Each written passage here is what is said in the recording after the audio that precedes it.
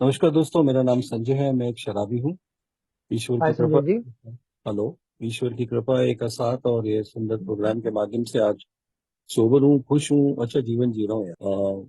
सभी भाइयों को सबसे पहले मैं अपना आभार प्रकट करना चाहूंगा, स्पेशली स्टेंशल group Nagpur pioneer for allowing me this, ये सर्विस करने का मुझे मौका दिया, ये अपॉर्चुनिटी दी कि मैं आप लोगों के बीच में आ पाऊँ।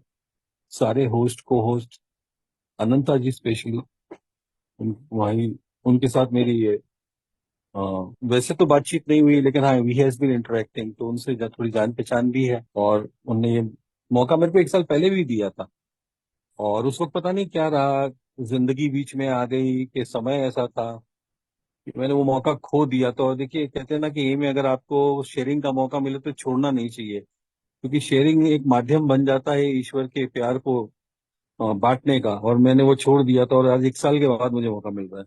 तो thank you so much Ananta ji for reminding me कि मैं एक शराबी हूँ, और मुझे ऐसे मौके छोड़ने नहीं चाहिए थे। तो आज फिर से ईश्वर ने मौका दिया है और मैं आपके बीच में उपस्थित हूँ। सबसे शुरू करने के पहले दोस्तों, यहाँ पे कुछ ऐसे भाई लोग हैं जिनसे मैं जुड़ा हुआ हूँ और जिनने मेरी जिंदगी में इतनी पिछले 5-6 सालों से बहुत इम्पैक्ट डाला है।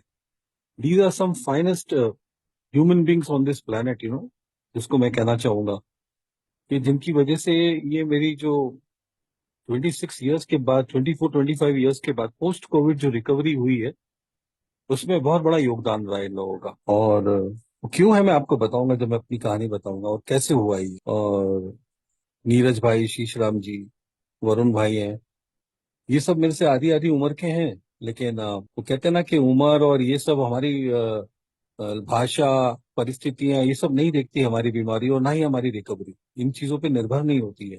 ये तो हार्ट टू हार्ट वाली बात होती है, it's a language of heart. तो आई कुड मैं बहुत बहुत उन 4-5 सालों में इन लोगों की रिकवरी से रिलेट कर पा रहा था और सीख पा रहा था। Thank you all of them. And Kuldeep ji को स्पेशल थैंक्स बोलूंगा। बहुत अच्छा लगता है यार, हमसे पहले जो आए हैं वो अभी भी इस मीटिंग में अवेलेबल हैं, और उनका आशीर्वाद है यार कि आज हम लोग यहाँ बैठे हैं। क्योंकि मुझे ऑनेस्ट होने के लिए इन लोगों को दरवाजा खुला रखना जरूरी था। ये लोग अगर अपना दरवाजा एक का रूम का नहीं खोलते तो मैं शायद आज अल्कोहलिक्स अनोनिमस की मीटिंग्स नहीं करता और ना ही ऑनेस्ट होता था इसमें। तो इनका बड़ा आभार है। आई थिंक वैभव वैभव जी जिनने 87 डेज पूरे किए हैं, उनको मैं एक ही बात बोलूंगा, आए हो वैभव जी तो keep coming back. It's a remarkable journey that you are in. 87 days is much much much greater than what I have done. आज शराब से दूर रहना मेरे लिए कोई वो नहीं होगा, मुझे ऐसा लगता होगा कि इतनी मुझे अड़चने नहीं आती होंगी, लेकिन मैं समझ सकता हूँ कि वो 87 डेज आपने जो गुजारे हैं वो मैंने भी निकाले। और तो मैं यही बोलना चाहूंगा कि it's achievement, just one day at a time आते रहिए। You most welcome in all the meetings in India. और दोस्तों, अपनी जर्नी के बारे में बोलना चाहूंगा, ईश्वर को थैंक्स बोलते हुए कि आज मैं ये दिन देख पाया। और दैट नोट एक छोटा सा इंट्रोडक्शन दे देता हूँ। हालांकि सभी जो जुड़े हुए मोस्ट ऑफ देम मेरे बारे में जानते हैं, बट मैं फिर भी बता देता हूँ एक शॉर्ट स्टोरी में कि मैं एक मिडिल क्लास फैमिली में मुंबई में पैदा हुआ था। मतलब मेरी बर्थ तो बड़ौदा में हुई थी, गुजरात में, बट मुंबई में मैं पला बड़ा, क्योंकि मेरे डैड उस टाइम पे रेलवेज में थे। बाद में उन्हें रेलवेज छोड़ के फिल्म डिस्ट्रीब्यूशन के बिजनेस में घुस गए थे। तो वहीं पे मैं इकलौता लड़का था, और हमारा एक जॉइंट फैमिली थी। और मेरे चाचा ताऊ सब एयरलाइंस को बिलोंग करते हैं, वो सब पायलट्स हैं। अब तो वो खैर नहीं रहे, रिटायर होके। और मेरे कजिन अभी सब पायलट्स ही हैं। और मेरी 3 सिस्टर्स, और 3 सिस्टर्स में इकलौता लड़का था, और इस तरह से एक सेल्फिश सेल्फ सेंटर्ड अपब्रिंगिंग हुई है। और उसमें ये था कि मैं एक जिद्दी किस्म का लड़का था, जो चाहिए मुझे चाहिए वाली बात होती थी, और वो उसकी फुलफिलमेंट मेरे फैमिली मेंबर्स कर दिया करते थे। मतलब मेरे को अगर स्ट्रिक्ट हैंड अगर मिला है तो मेरे फादर की तरफ से मिला है। वो बड़े स्ट्रिक्ट रहे, थ्रू आउट रहे, और वही शायद मेरी जिंदा रहने का एक कारण भी रहा। बट ज्यादातर मैं अपनी बात मनवा लेता हूँ। दोस्तों, इस तरह से मेरी अपब्रिंगिंग हुई। हमारे घर में शराब की कोई इश्यू नहीं होता था, क्योंकि क्योंकि मैंने कहा ना कि सब पायलट्स हैं ये। तो एक कल्चर था घर के अंदर शराब का, शराब के सेवन का। कोई छोटी सी भी फंक्शन हो, बर्थडे पार्टी हो, बॉटल खुल जाती है, ऐसा था। और सब ड्रिंक्स लेते थे, मेरी बुआ चाची सब सब। It was not a taboo, मतलब ना नहीं था कुछ। जिसको पीना है पिए, लेकिन कायदे से पिए वाली बात थी। तो ऐसी फैमिली में हुआ दोस्तों मेरी अपब्रिंगिंग। और इस नेचर के साथ कि मैं एक जिद्दी सेल्फिश आदमी जिसको बोलते हैं ना। और उसका असर देखने को मिल गया था दोस्तों कि कॉलेज में आते आते मेरे पास कोई वैल्यूज तो थी नहीं। तो मेरी इस रिस्पॉन्सिबिलिटी की वजह से, और मैं हमेशा इस बात को बोलता हूँ मैं, क्योंकि वो मेरा फर्स्ट फेलियर था। मैं 12th स्टैंडर्ड में फेल हो गया था, और मैं फेल होने के बाद मैं समझ नहीं पाया, मैं बिखर गया, क्योंकि मैं फेलियर देखा नहीं और मेरे पास कोई वैल्यूज नहीं थी। मैं उनमें का लड़का नहीं था दोस्तों कि मैं घूम के वापस आऊं, अपनी गलतियों को समझूं, और उसके बाद गलती को समझने के बाद उसको रिपेयर करूं, ठीक करूं, मेहनत करूं और फिर से वापस बन जाऊं कुछ। उसमें का नहीं था। मेरे में एक घमंड था, ईगो था। मैं selfish, self centred, dishonest type का लड़का था, टोटली। तो मैंने अपनी फेलियर को जस्टिफाई कर लिया कि इन लोगों ने मुझे गलत मार्किंग करी है, और मेरे फादर ने इसकी वजह से केस भी किया था पूना बोर्ड के ऊपर, महाराष्ट्र बोर्ड के। उसी टाइम पे ये महाराष्ट्र बोर्ड की एग्जाम शुरू हुई थी। नहीं तो उसके पहले क्या होता था, 11th स्टैंडर्ड में होता था बोर्ड।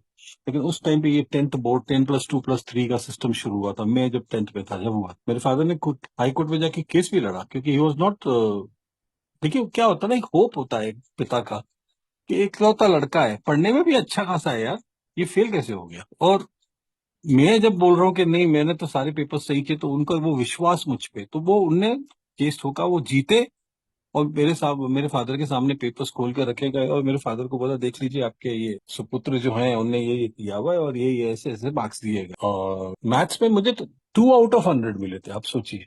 2 आउट ऑफ 100, जबकि मेरे प्रीलिम्स में मैंने 10th स्टैंडर्ड के 89% स्कोर किया था मैथ्स। मतलब वो अविश्वसनीय लग रहा था उनको। मुझसे पूछा गया तो मैंने उनसे जवाब दिया इन्विजिलेटर को कि मैंने अपनी आपको आंसर्स तो लिख के दे दिए सारे। उन्होंने बोला, आपने क्वेश्चन देखा है, एक लाइन लिखी है और आपने आंसर लिख दिया है, और इसमें आपको लग रहा है मार्क्स मिलेंगे क्या?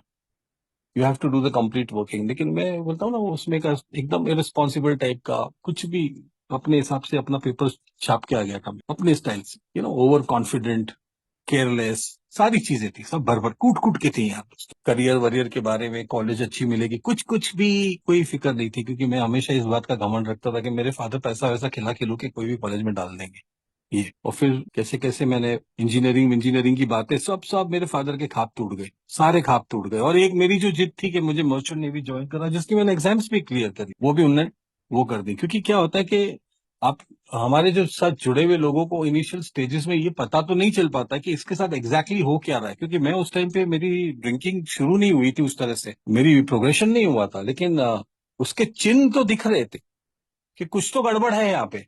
लेकिन उस गड़बड़ के, एक पिता के अंदर एक इंट्यूटिव फीलिंग होती है, उसने ना बोल दिया और बोला, नहीं, इस तुम नहीं जाओगे, you are not fit to be a seller. और नहीं जाने मिला दोस्तों। और फिर वो कहते हैं ना, एक रिसेंटमेंट का सबसे मुख्य कारण था, क्योंकि मैं जस्टिफाई कर सकता था अब मेरी गलतियों को, अपनी कमजोरियों को, सब चीज को मैं जस्टिफाई कर सकता था। मुझे एक सामने एक प्राइम ऑब्जेक्ट मिल गया, मेरा फादर, कि इनकी वजह से मैं आज दुखी हूँ, इनकी वजह से मेरा ये। और देन मेरी उन लोगों से दोस्ती होने लगी जो इन दे वर इनटू गांजा, ये वो। मैं मिठी भाई कॉलेज में था, बॉम्बे में, सैंटिक्रूज में, और वहां पे ये सब कल्चर में था। तो मैं उसमें घुसने लगा। थैंक गॉड मैं वो हार्ड ड्रग्स में नहीं गया, लेकिन हाँ, ये ड्रिंक्स और ये सब चर्च शुरू हो गया। एंड कैसे तैसे मैंने अपना ग्रेजुएशन पूरा कर लिया। और उसके बाद मेरे फादर का उस टाइम पे बिजनेस कोलैप्स हो गया था। तो ये समझ में नहीं आ रहा था कि कैसे मैनेज होगा, क्योंकि बॉम्बे, आपको पता है कि Bombay is a very expensive city, हर चीज बड़ा महंगा होता है। और जो लाइफस्टाइल हम रहते थे, वो अब नहीं मेंटेन हो सकती है, क्योंकि कर्जा वर्जा हो गया था, देना था उनको ये। एंड आपको फिल्म इंडस्ट्री गुड बाय कर देती है। मैं आपको ये भी बताना चाहूंगा कि मेरे को अपॉर्चुनिटीज नहीं मिली, ऐसा नहीं है। मैं ड्यूरिंग ड्यूरिंग माय ग्रेजुएशन, मेरे डैड के जो एडवर्टाइजमेंट ऑफिसर थे, वो एक फिल्म प्रोड्यूस कर रहे थे, सुहाग। एंड उनने उस टाइम पे बोला था कि आपकी क्राइसिस को देखते हुए, मैं, क्योंकि मैं जो फिल्म है उसके डायरेक्टर मनमोहन देसाई है, तो मैं चाहूँ तो आप इसको 7th असिस्टेंट डायरेक्टर बना देता हूँ। And I was very much into, मेरा माइंड टोटली था यार, एब्जॉर्ब था कि मैं यार ये फिल्म इंडस्ट्री में जाऊंगा। मेरे डैड ने कुछ गलतियां करी, मैं वो उसको उनसे ज्यादा अच्छा करके दिखाऊंगा फिल्म्स में। एंड मेरा पूरा मेकअप था, मेरा मेंटल मेकअप था उसके लिए, बिसाइड्स मर्चेंट नेवी। लेकिन मेरे डैड, ने मैंने कहा ना, उनको मेरे अंदर कुछ चीजें मिसिंग दिखी, जिसको मैं, अल्कोहलिक्स एनोनिमस ने मुझे बाद में रिफ्लेक्ट करके बताया, उनको कुछ चीजें मुझ में मिसिंग दिखी। उन्होंने बोला, no no, you can't do it, मैं नहीं भेजूंगा इस इंडस्ट्री में। और वो मुझे लेके भोपाल आ गया दोस्तों। फिर नहीं तो, आई डोंट नो, या अच्छा डायरेक्टर होता है आज फिल्म इंडस्ट्री में, अच्छी मुकाम पे होता है, या शायद मैं खत्म हो चुका होता, बॉम्बे से मेरे भोपाल पहुंचता भी नहीं। जो भी, I don't know, this was God's will. मैं डैड के साथ भोपाल से बॉम्बे से भोपाल आ गया। और यहाँ पे दोस्तों क्या था, क्योंकि वो डिफरेंस था ना, तो एक पैसा अच्छा खासा आने लगा, फ्लो होने लगा। और अब मेरे लिए ये एक कारण बन, एक तो कारण मेरे मन में ये था, मेरे पेरेंट फादर के लिए रिसेंटमेंट, और वो मेरी जिद, वो मेरी सारी चीजें जो मुझे चाहिए अपनी लाइफ में, जो मैं मांगा मुझे चाहिए, वो सारी चीजें मेरे दिमाग में चल रही थी। एक तो रिसेंटमेंट, दूसरा मैं फेलियर था, मैं अपने लाइफ में कुछ कर नहीं पा रहा था, तो मुझे मालूम था कि मैं, और मैंने कहीं ना कहीं वो कंप्लीटली डिफीट मान के बैठा हुआ था कि अब नहीं हो पाएगा, क्योंकि अब मैं भोपाल आ गया हूँ। और तो मैं हमेशा मेरे फादर को ब्लेम करता था कि इनकी वजह से मुझे ये सिटी में आना पड़ा। एक छोटा सा कस्बा था भोपाल उस जमाने में, एक ऑर्थोडॉक्स सोसाइटी जिसको बोलते, ट्रेडिशनल, बड़ा मेंटल शिफ्ट था एक बॉम्बे के लड़के के लिए भोपाल में आना। और फिर यहाँ पे आके मैंने ड्रिंक शुरू कर दी। मैंने कहा ना, हमारे घर में ड्रिंक्स के लिए कोई मना नहीं थी, तो मैं ड्रिंक्स कर रहा था। कोई इनकम नहीं, कुछ कमाता नहीं था। फिर एक एक मैंने गारमेंट बिजनेस में इन्वेस्टमेंट किया और खूब कमाया। एंड आई ऑलवेज से कि an alcoholic has got a कीन इंटेलेक्चुअल माइंड। वो एक पीक देखता है, अपनी ड्रिंकिंग में ही देख लेता है। एक पीक मैंने वहां देखा था। और जैसा जैसा मैं बढ़ता गया, वैसे वैसे मेरे साथ एक लोन बढ़ता गया, और वो एक के बाद दूसरा, और दूसरे के बाद तीसरा, और तीसरे के बाद चौथा, ऐसे मैंने तकरीबन 16 बैंकों को घुमाना चालू कर दिया था दोस्तों। और मुझे लगता था ये ट्रेडिंग है, यही ऐसे ही धंधा होता है। मुझे ये लगता था, मुझे शॉर्टकट्स चाहिए थे लाइफ के। पैसा कमाने के लिए मेहनत लगती है, सुबह शाम सेक्रीफाइस करना पड़ता है इंसान को, कई चीजें सेक्रीफाइस करता है, और उसके बाद जाके वो कुछ पैसा कमाता है। शुरुआत में तो वो भी नहीं आता है, जो आता है वो चला जाता है बिजनेस में। ये सब चीजें मेरे फिलोसफीज में थी ही नहीं। मुझे तो एकदम ओवरनाइट मिलियनर बनना था। तो उसके लिए बेस्ट सोर्स था एक बैंक, जो मुझे, मैं जाता था, पेपर्स रखता था, मुझे लोन मिल जाता था दोस्तों। और वो बैंक मेरे को नहीं लोन दे रहे थे, वो मेरा चेहरा देख के तो कोई लोन नहीं देता। वो क्योंकि बॉम्बे से हम आए थे, तो यहाँ कुछ प्रॉपर्टीज बना रही थी, तो उनको पता था इनके पास ये प्रॉपर्टी, तो गारंटी में मैं मेरे डैड को रखता था, और वो लोन्स मेरे नाम पे लेता गया दोस्तों। और तकरीबन दोस्तों 1995 में मैं तकरीबन 28-29 लाख का मेरे पे लोन हो गया था, जिसपे चक्रवृद्धि ब्याज भी चालू हो गया था। एक डेट ट्रैप में फंस चुका था मैं। साथ में क्योंकि मेरी अल्कोहलिज्म इतनी, मेरी अल्कोहल की इंटेक इतनी बढ़ गई थी, जो कभी कभार भोपाल में जब पहुंचा था, तो रात के टाइम पे एक क्वार्टर आधी बॉटल पीने वाला आदमी, वो अब मैं राउंड द क्लॉक ड्रिंकिंग करने लगा था। सुबह से लेके रात तक कंटिन्यूस ड्रिंकिंग में। रात को सोता था, सोना क्या था, वो तो एक बेहोशी थी शराब के बाद, ज्यादा शराब पीने के बाद एक हल्की सी वो कहता ना, एक बेहोशी आती है, वो आ गई आती थी। और 3, 3:30, 4 बजे मेरे हाथ फिर कांपते थे। और शुरुआत में तो मुझे ये लगा कि कोई मेरी नर्वसनेस की वजह से हो रहा है या जो भी है, लेकिन बाद में इधर ये में आके पता चला क्या है, मेरी बॉडी क्रेव करने लगी थी alcohol, day night day night day night day night. और दोस्तों, हम जैसे शराबी इन चीजों को फिक्स करने की तकनीक सीख लेते हैं, कोई ना कोई हमें सिखाने वाला दूसरा शराबी मिल ही जाता। मेरा एक कटर था जो मेरी गारमेंट फैक्ट्री में था, उसने बोला कि भाई साहब एक उतारा मार लो। और वहां से कंटिन्यूस फिर वो सुबह रात, सुबह रात, सुबह रात, इस तरह की ड्रिंकिंग चली। और कॉम्बिनेशन ड्रिंकिंग भी चली, कभी कभी सुबह शराब नहीं होती थी तो मैं कंपोज और ये वेलियम और ये सब भी लेने लगा था। कॉम्बिनेशन भी चली। Just cut to cut all that short, एक स्टेज आया जब मैं जिंदगी जिंदगी को शराब के साथ और जिंदगी को शराब के बिना, इन दोनों ही कंडीशन में देखना बंद कर चुका था, इन दोनों ही कंडीशन। और मैंने अपना डेथ विश साइन कर लिया था मेंटली कि नहीं, अब पीना और मर जाना है।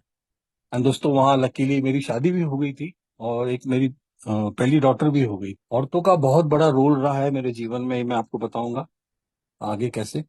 एंड पहली डॉटर हुई, बाद में मेरी रिकवरी में दो डॉटर्स हुई। तो I have 3 daughters, very beautiful, strong and courageous girls, very intelligent girls. And आज वो सब सेटल्ड है, वेल सेटल्ड है, मल्टीनेशनल्स में they are working, they all computer science engineers. तो उस पॉइंट पे मेरी वाइफ को एक दिन पेपर में 2 लाइनें पढ़ने को मिली, एंड उसमें लिखा हुआ था कि अगर आपको ड्रिंकिंग प्रॉब्लम है तो come to Saint Mary's church, A A करके लिखा था।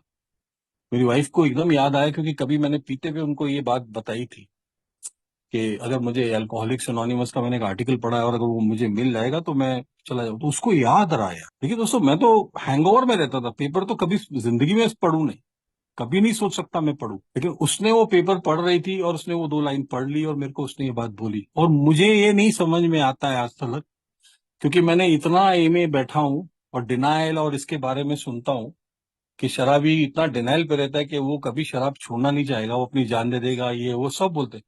लेकिन यार मैं गया उस दिन क्या पता, या तो मैं मेरा रॉक बॉटम आ चुका था, मैं कहा था ना कि जिंदगी को शराब के बिना भी और शराब के साथ भी नहीं देख पा रहा था, वो पॉइंट पे था, डेस्परेशन पॉइंट था मेरा।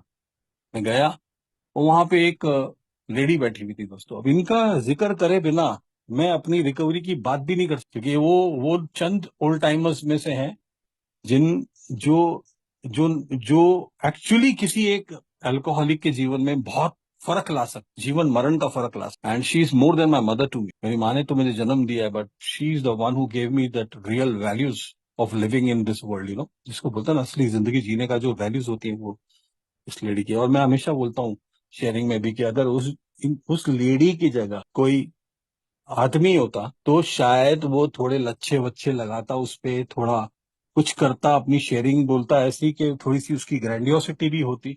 लेकिन थैंक गॉड उस दिन वो लेडी बैठी। मालूम क्यों मैं बोला था ना, मैंने बोला ना ये औरतों का बड़ा है। मेरी 3 सिस्टर्स हैं, उनके बीच में मैं बड़ा हूँ। मेरे को ईश्वर ने मतलब मेरे जीवन में 3 लड़कियां हुई है। मेरी पहला अपॉइंटमेंट जो बाद में रिकवरी में हुआ वो भी लेडी मैनेजर थी। मेरा final appointment as a national head हुआ वो भी लेडीज लेडीज ने बहुत बड़ा रोल प्ले किया। एंड मैसेज देने वाली भी एक लेडी, उनका नाम था टाउडल ट्राउट। एंड रिमार्केबल लेडी है, उसकी साइलेंस ने मुझे रिकवर किया, क्योंकि उनको इंग्लिश नहीं अच्छी आती थी, वो जर्मन थी, तो टूटी फूटी बोलती थी, बहुत कम बोलती थी। लेकिन मैं उनकी आवाज से ज्यादा उनकी साइलेंस को सुन रहा था दोस्तों। ये वो था अनकंडीशनल लव। उस मीटिंग में, पहली मीटिंग में मुझे मिला। उनकी आवाजों ने, उनके शब्दों ने मेरे कान पे इतना असर नहीं किया जितना उनकी साइलेंस ने किया, उनके चेहरे ने किया, क्योंकि उनको मैं देख रहा था, मेरा हायर पावर मुझे उसमें दिख रहा था। And I felt connection there. And दोस्तों उसी मैं मैं हमेशा बोलता हूँ वो चंद लकी लोगों में से हूँ, मैं शराब से दूर हो गया उसी दिन से, और आज तक दूर हूँ। पता नहीं क्या स्पिरिचुअलिटी थी उस लेडी की। She was a devout Christian. वो वहां पे उस जमाने में 2,000 5,000 रुपए उस चर्च को डोनेट करती थी, जिसकी वजह से वो ए का कार्य कर रही थी। यहाँ एक ऐसा ए मेंबर बैठा था दोस्तों मेरे जीवन में, जब मैं अपना पहला कदम उठाने के लिए खड़ा हुआ था, तो वो अपना 12th स्टेप ले रहा था। Thank God.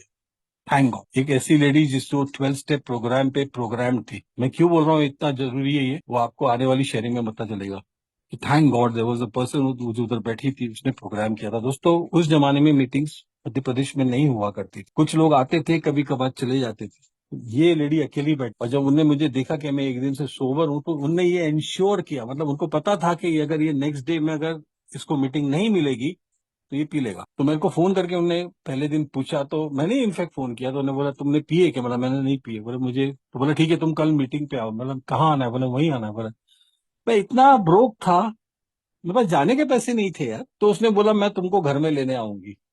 वो सिर्फ एक्चुअली मेरी फर्स्ट मीटिंग जो थी वो ट्यूसडे मॉर्निंग मीटिंग हुई थी सेंट मेरीज चर्च में। उस जमाने में मॉर्निंग मीटिंग से सोबर हूँ, और पता नहीं क्या कारण है अभी तक भोपाल में मॉर्निंग मीटिंग नहीं है, लेकिन मैं तो पहली मीटिंग से ही सोबर हूँ। और फिर उसके बाद दोस्तों वो मुझे मीटिंग में लेके जा मतलब मीटिंग के बहाने लेके जाती थी अपनी कार में। उसके पास एक बड़ी सी गाड़ी थी, आजकल तो फॉर्च्यूनर और ये सब आ गई, लेकिन उस जमाने में वो एक इम्पोर्टेड जर्मनी की कार थी। उसके हस्बैंड बहुत बड़े पोजीशन पे थे यूनिसेफ में।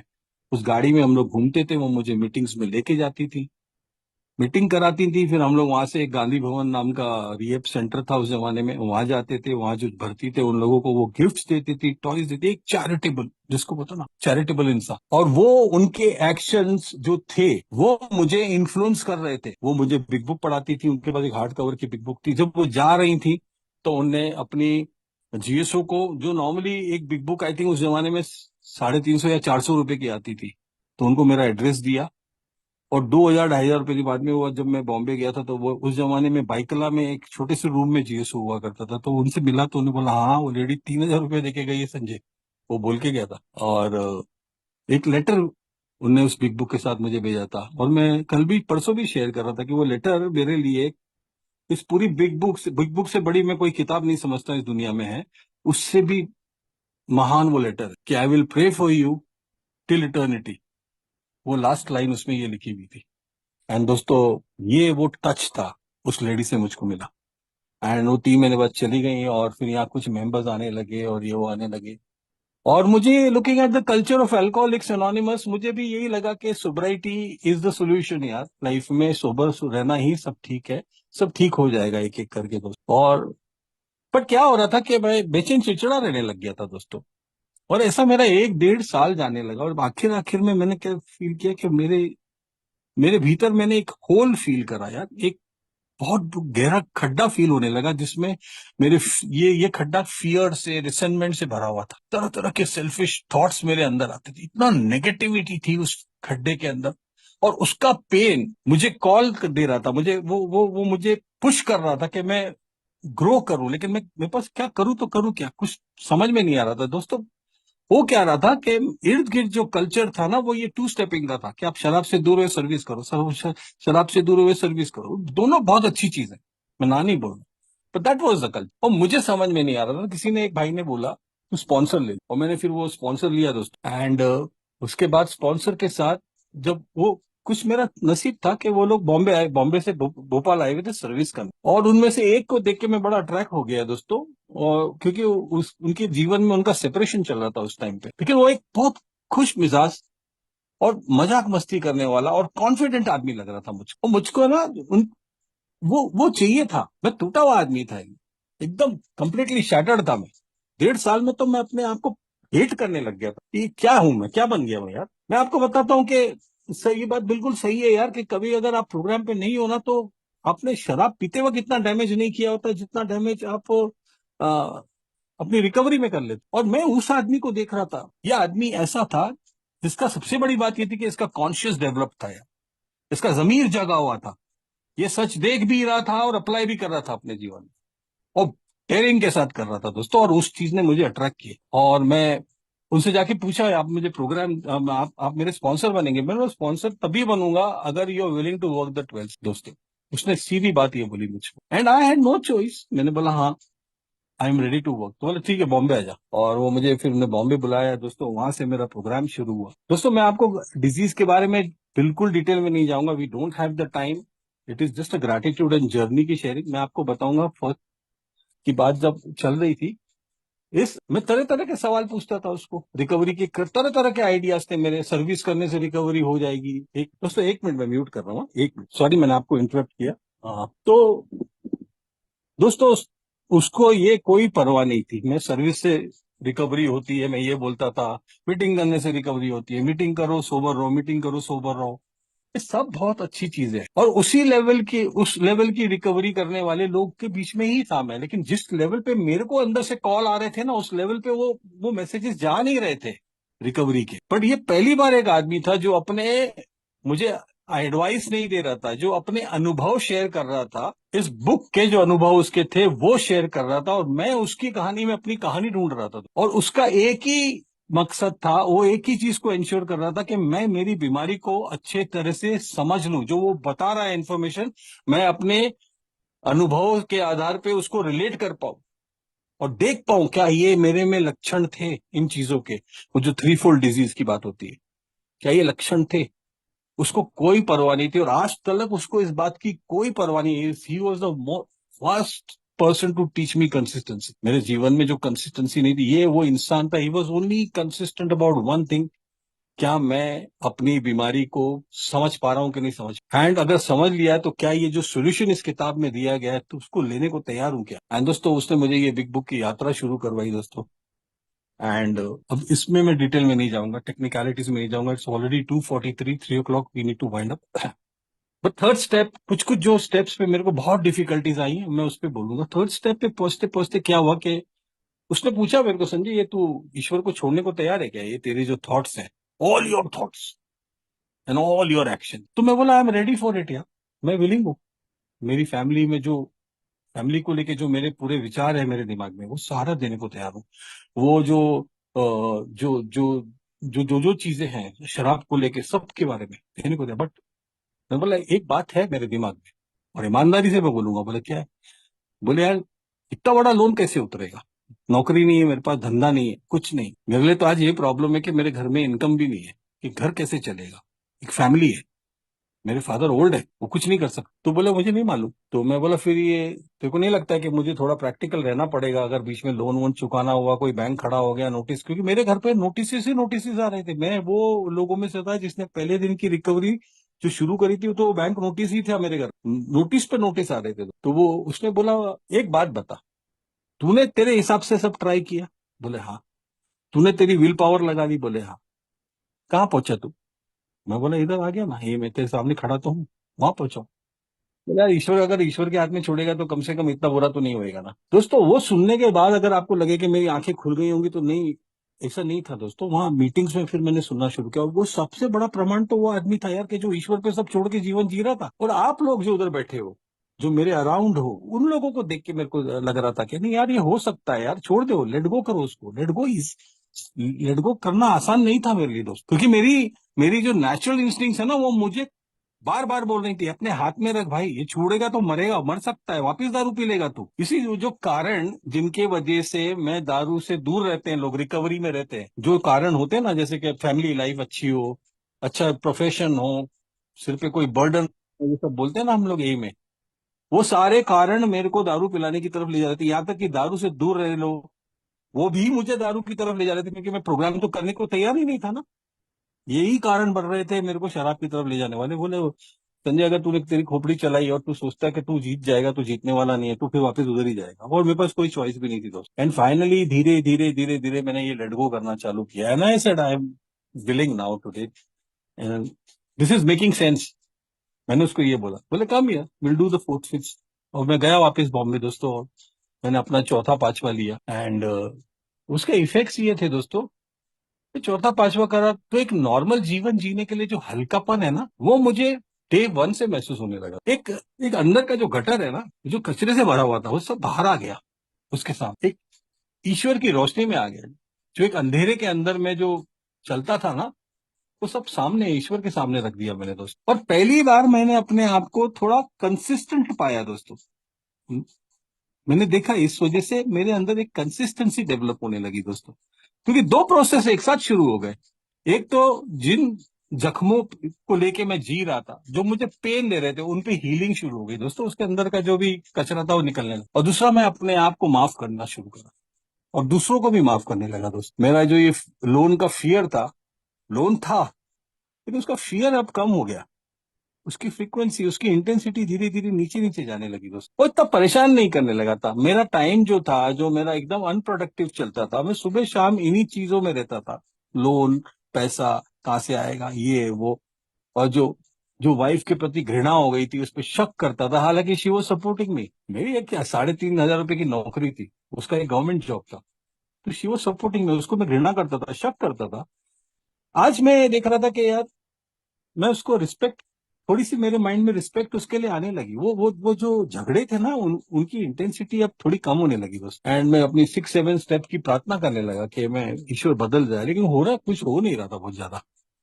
तो वो स्पॉन्सर बोलता, तू जिंदगी भर 6-7 स्टेप की प्रार्थना करते रहे बेटा, कुछ होने वाला नहीं है till the time you don't take actions. और उसके बाद दोस्तों, उसने बोला 6-7 स्टेप में तू सर्किट बनाता है संजय, लेकिन लाइट अगर तेरे जीवन में ईश्वर की आए, तो इसके लिए तुझे बटन ऑन करना पड़ेगा। You will have to take further actions, are you willing?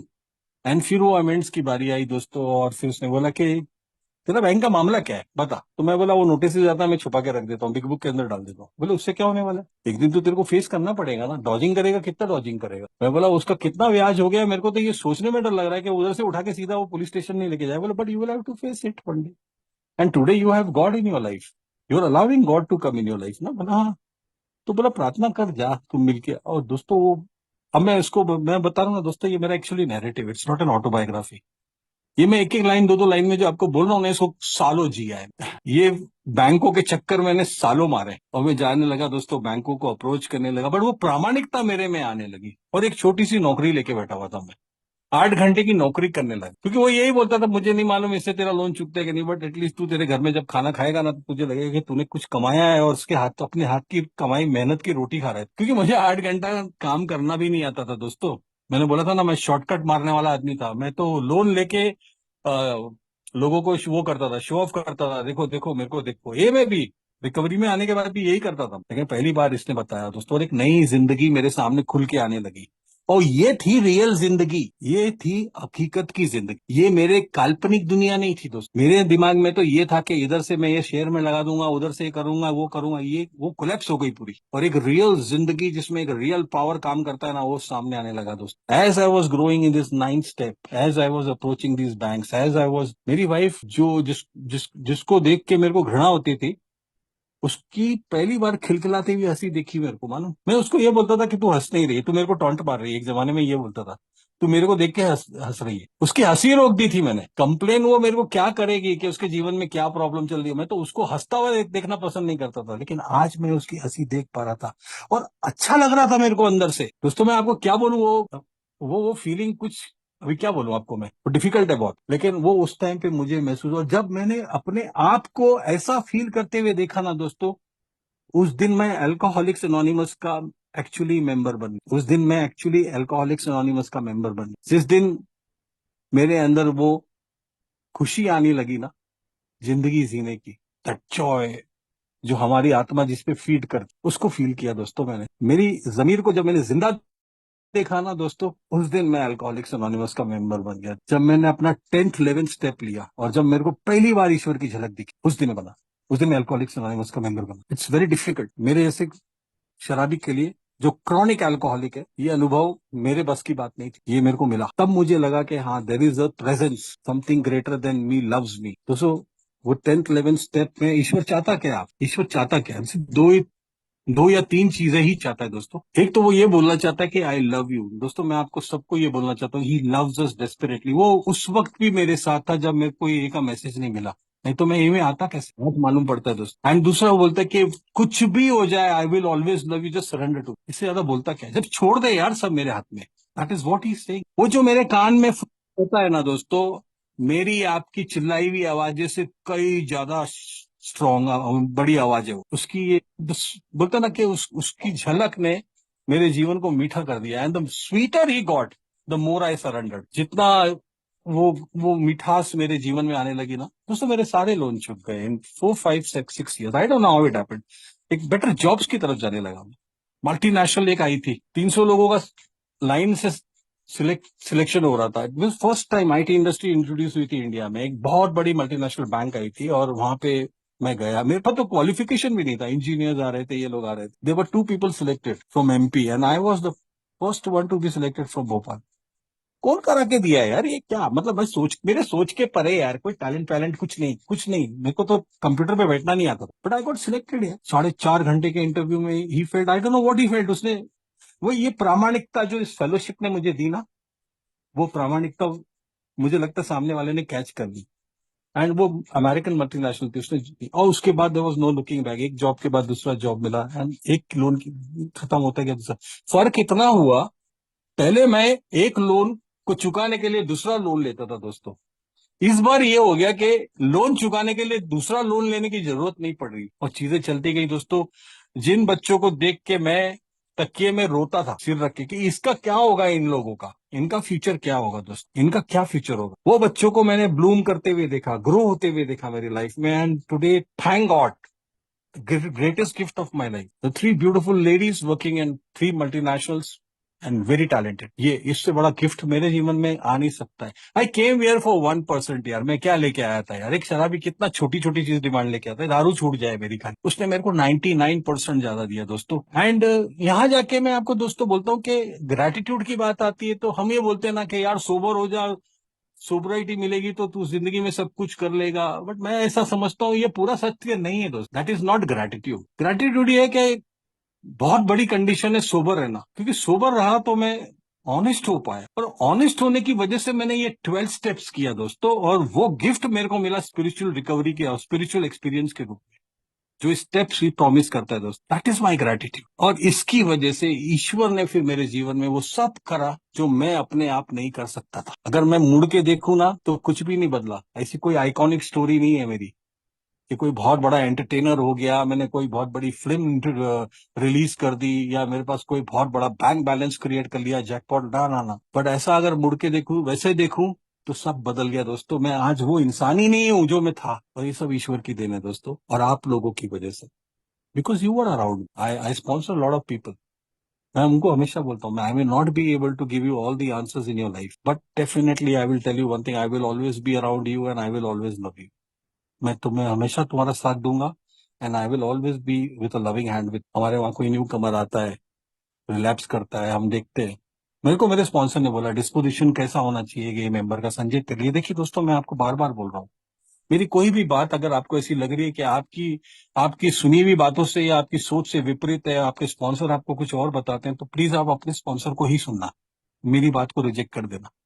लेकिन मेरा स्पॉन्सर मुझको एक ही बात बोलता है, किशन जी, एक ए मेंबर का डिस्पोजिशन ऐसा होना चाहिए कि अगर एक मेंबर बैठा है, वो रिलैप्स कर रहा है, उसको तू पूछ रहा है तू प्रोग्राम करना चाहता है, सीधे मुंह पे ना बोल देता है, क्लियर बोलता है मैं प्रोग्राम नहीं करूंगा, मुझे नहीं करना, तो भी अगर तू उसको आंख में आंख मिला के ये बोले चल एक कप चाय तो पी सकते हैं ना भाई, चल चाय पी के आ, और वो अगर हाँ बोल देता है उस टूटी हुई हाल में, तो यार तू सही काम कर रहा है। दोस्तों, ये मेरे लिए सर्विस, ये मेरा भाव है सर्विस का, love and care, that is the motto and that is what I do. तो thank you once again Ananta ji, आपने मुझे बोलने का मौका दिया।